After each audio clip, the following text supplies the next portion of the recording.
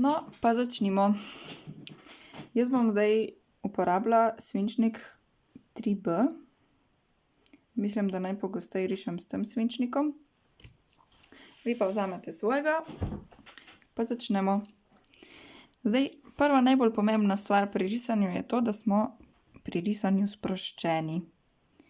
Večkrat sem videla, kako ljudje poskušajo risati, pa primajo takole svinčnik, pa rečem, narišimo krog in potem držijo in se bojijo, da bojo kaj sfalili, če bojo dvignili svinčnik in da morajo vse v prvi potezi narediti. No, ta krog je kar v redu, ampak ni pa najboljš. In vidi se, da me je bilo strah, ko sem ga risala. Zdaj, boljše, da primemo svinčnik ne takole dol, ampak tukajle malo višje. In da začnemo risati s takimi lahkimi črtami in da jih rišemo več. Tako kot da bi iskali zdaj, kot da bi tipali s svinčnikom. Kje je zdaj tale krogec? Aha, pa takole. Seveda, več kot bomo vadili, manj bomo rabili teh črt.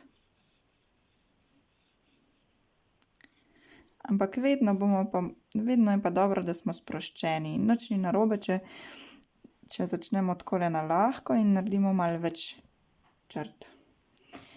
Tako, če hočemo, lahko potem tudi poudarimo obliko. Če hočemo. Pa tudi tega ne naredimo v eni potezi, vedno naredimo takole.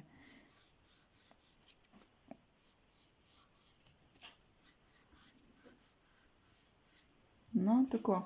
In to velja za vedno, kadar rišemo. Tudi kadar recimo hočemo narisati drevo. Najprej začnemo čisto na lahko, rečemo, aha, drevo ima deblo, ki je recimo neke take oblike. In potem rečemo, aha, deblo gre tukaj, gre malo ven, pa tukaj gre še malo ven, pa tako, pa že malo bolj pritisnemo, pa potem, če se kaj zmotimo, lahko poradiramo ali pa gremo kar čez, tako. Tako in postane to deblo bolj tako živo zgleda. Pa rečemo, aha, tukaj je veja, pa tukaj je veja, pa tako. In bolj za krošnjo isto, rečemo recimo, ne vem, aha, recimo ena takale oblika.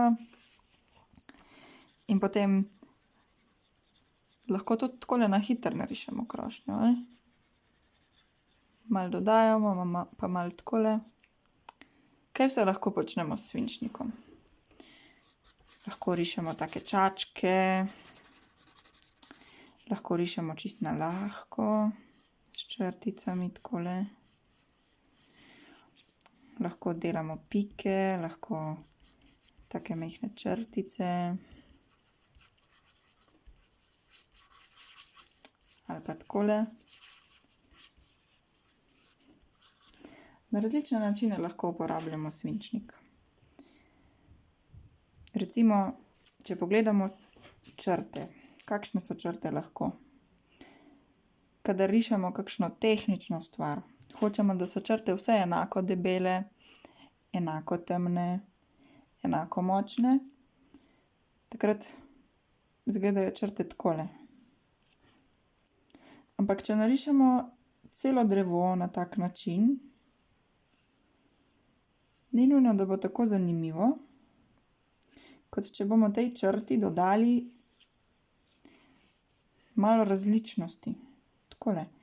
Tukaj imamo to črto, lahko pa damo, ne vem, začnemo bolj debelo, bolj močno, pa spet bolj rahlo, pa spet malo bolj debelo, pa takole. Vidite, ta črta ima različne debeline. Različno je močna, različno je temna.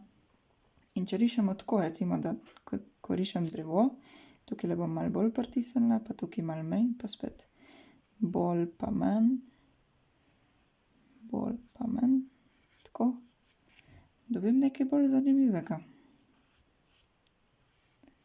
Tako da, taki detajlčki so pomembni pri risanju.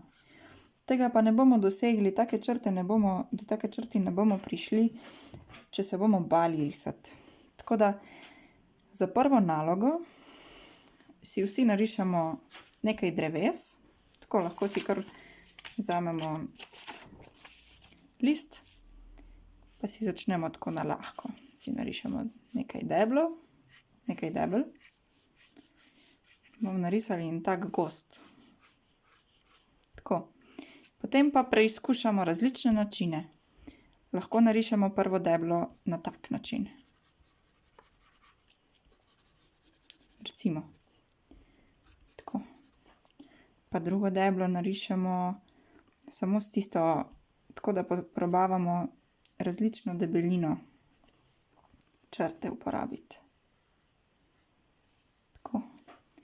Pa ko bomo risali krošnje, zdaj tudi krošnje, recimo v naravi, vemo, da imajo drevesa različne oblike, ne? Eni imajo taka podolgovata, eni imajo bolj tako okrogla, eni imajo celo taka trikotna. No, to vse lahko tukaj preizkusimo. In zdaj se bomo malo hecali in bomo pač uporabljamo tudi v krošnjah čim bolj različne načine, kako bi to narisali. Lej. Recimo tukaj bom narisala jaz s takimi črtkanimi črticami. No, in tako se dajmo malo igrati, pa naredimo en svoj gozd.